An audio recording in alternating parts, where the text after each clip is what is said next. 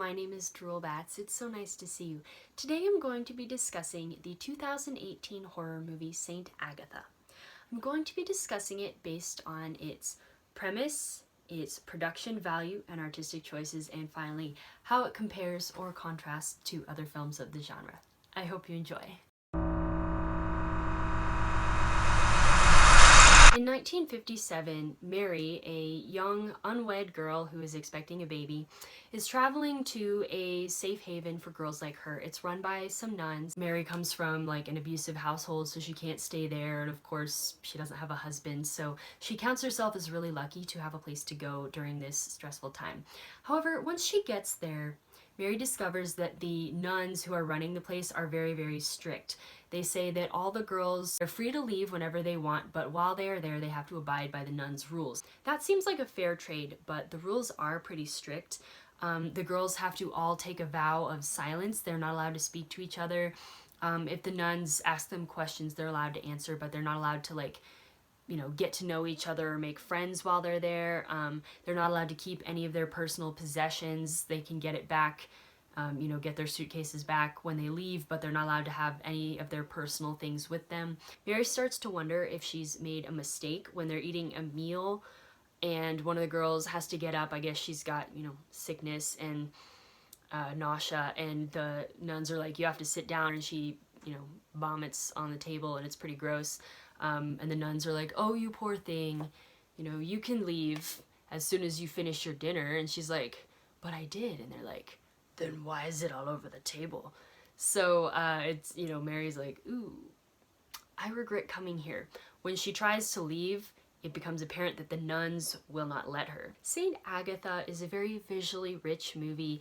It really hits you over the head with both practical and kind of metaphorical, spooky, scary, interesting visuals. The bulk of the movie is set within the house that's, I don't want to call it a convent, but it's kind of this shelter. And they really, really utilize the set very, very well. You get very familiar with the house and the grounds around it. The atmosphere is very rich and heavy, and they really build up the details on the set in a really excellent way. Color-wise, this movie starts out kind of with a kind of basic, traditional, somewhat muted color palette. However, at very important scenes throughout the movie, the color bursts through, which I thought was quite refreshing. The colors in these important scenes are very vibrant. One thing that this movie had that I really appreciated was a very strong contrast value. The blacks were very black and rich, so even though some of the colors were more muted, it felt like a very balanced and strong movie visually. The camera angles were fairly creative. There were a lot of up-close shots, a lot. However, the rest of the kind of more distant shots, they did some creative things with the camera movements, so it didn't get too stagnant in that way. This movie's score was very impressive. It kind of played on traditional elements, but was even more dramatic. The music really, really contributed to the heightened tension. The sound mixing was also quite good on this movie. Everything was really easy to hear.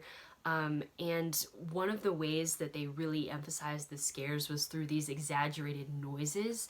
I don't want to give too much away, but the way that they played with off-screen sounds it really put a weird image in your mind without actually showing it to you. Not a whole lot of movies that deal with some of the gross elements that this movie did focus so much on the sound, so I was quite impressed with that. All of the actors were quite skilled in this movie. They all played very different characters, very distinct and different, and each of the characters really felt unique. Even the background characters who aren't really in the movie, they all had a very distinct and unique feel, which is kind of hard to achieve. This movie kind of hits you over the head with the scares and the alarming imagery. It's very over-dramatic with it. Some movies tend to go for kind of subtle and suggestive scares. I don't want to give too much away, but this movie does not do that. Even the subtle, off-screen kind of implied scares they're very dramatic and very kind of in your face, which I think will be refreshing to some people. Saint Agatha is 103 minutes long. This movie is kind of a slow burn, however, it felt a lot longer than 103 minutes. It really truly dragged in the first half of the movie. There was a lot of dead space, a lot of repetitive stuff, and it really bog down the movie. In the second half, the movie kind of rallies and gets a lot more interesting and dynamic, and it starts to pick up. However, I think a lot of people will struggle with how slow the first half is. Even though it's building up this really environment rich story and kind of is setting up this really interesting kind of classical horror scenario, it's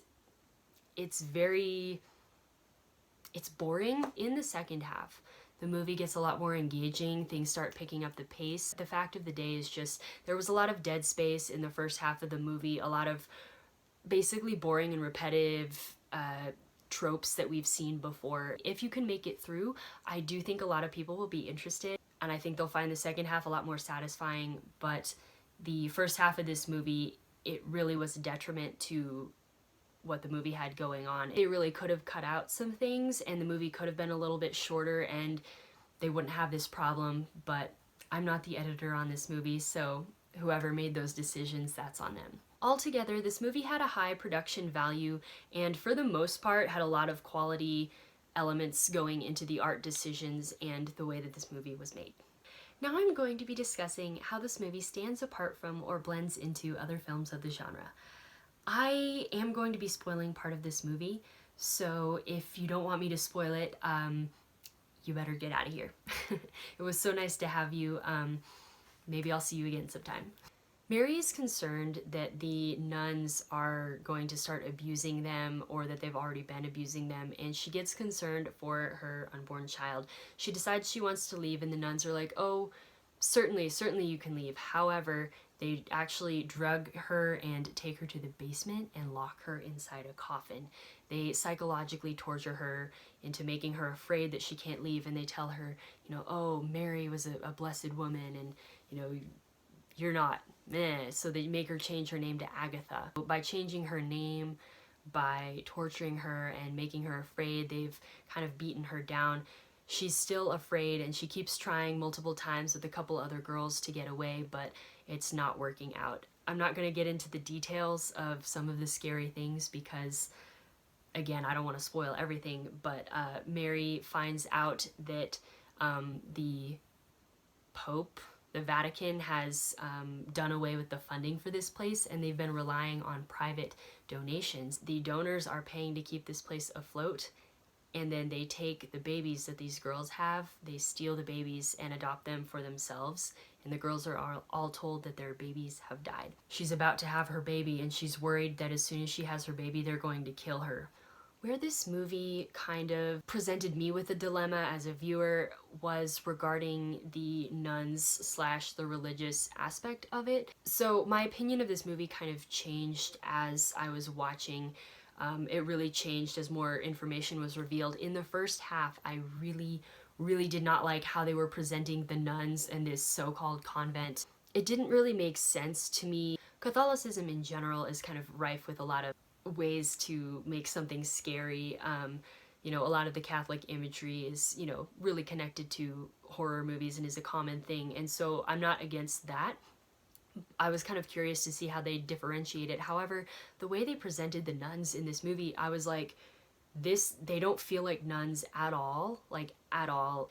They kind of were having like a fake midnight mass and stuff like in the basement, and they were talking about like, you know, Mary must die and Agatha must be reborn so that we can live, and like all this weird stuff. And I'm like, well, that's definitely not, you know, traditional Catholicism. However, as the movie goes on, it's revealed that these aren't even real nuns. They split with the Vatican, and they're not really real nuns. They're just kind of like posing as nuns to take the babies and make money. Which I was like, if they're not real nuns, then why do they even have this fake religious ceremony that only the nuns go to? I can get like, you know, faking a mass and like faking prayer and rosary and such during the day when the girls are awake, but I was like, why are they having this fake cult in the basement when they've established that none of them are really religious? I was wondering if perhaps I somehow missed a detail in there somewhere, or if it really was just kind of confusing. Like I said, I think the imagery of Catholicism has a lot of scare factors for people. Like, you know, I know that whenever there's a movie of you know, demons. They have like a priest and like the long black thing and the white collar. I mean, that's, you know, iconic. And same with the nuns, like the look is very distinctive, and it really kind of, it puts a strong image in your mind as soon as you see it. And it can really be used to make a movie feel very atmospheric. But that said, these were fake nuns, and it almost felt to me after a while like they were just using it for like an aesthetic reason. This movie could have just as easily been like, oh, some nurses had this, and like the same thing. It could have been the same thing. Honestly, I think they just used the nun thing because of the way they look, and so that they could call the movie Saint Agatha. Because, like, again, making her be called Agatha, I mean, it was a little bit indicative of like her changing mindset, but it wasn't super impactful. We see Mary slash Agatha getting kind of broken down, but she's never fully broken down, which is, you know, good for her. But it made it feel like there was this kind of half-done metaphor that didn't actually apply going on with this story, with like the whole like your name changes when your mindset changes. Like, no, she was pretty rambunctious throughout the whole movie. I don't know, I just, the imagery of like using Catholicism only as a prop where there's not even like a metaphor in the movie was just kind of strange to me. This movie, it was like, you could have done a lot more with like the whole concept of like, you know, the Catholic guilt, as they say, and a lot of stuff like that. But it's set in the 50s, like, I don't know if this is before or after the Vatican shift or whatever, but it really didn't feel like there was a lot of substance to that image. And I just really struggled with the whole like, oh, we're not actually nuns, we're just acting like nuns, but also we're having like weird cults in the basement. And I wasn't really sure if that was supposed to just psychologically break down the characters or like what, but they went into so much detail with it. It was just a very confusing experience for me as the viewer. Altogether, I think it took some kind of classical scary things, you know, imagery from the Catholic Church, you know, pregnancy, and well, I guess those are the main two I can say without giving stuff away. But you know, those are kind of two classic things involved in horror movies, and I think they kind of brought them in and managed to make a unique movie that stands out. But again, it was kind of a confused movie, and I didn't feel that it was extremely substantive at the end of the day, even though they were using some kind of substantial images and concepts. If I had to rate this movie, I'd give it a 3 out of 5 stars. It's personally not my kind of a movie, but I do think it was well done. Again, I think the movie kind of struggled with some elements of the metaphor, and again, like the whole religious element just kind of being used as a visual prop and nothing more, but then them trying to make it religious and then them going, just kidding. That was confusing to me, and I really struggled with that. But altogether, the movie is very visually rich. It's really is scary, and they really space their scares really well. And I think if you can ignore some of the dead space in the first half of the movie, it's worth the payoff in the end. I'd love to hear your thoughts if you have any. Thank you so much for watching. I hope that this movie review has been helpful to you and enjoyable to you, and I hope that you will like this video if you liked it, and that you'll consider subscribing if you haven't already. I hope that if you want to see more reviews, you hang around. We have fun here. Anyway, thank you so much for watching. I hope you have a great day. Bye.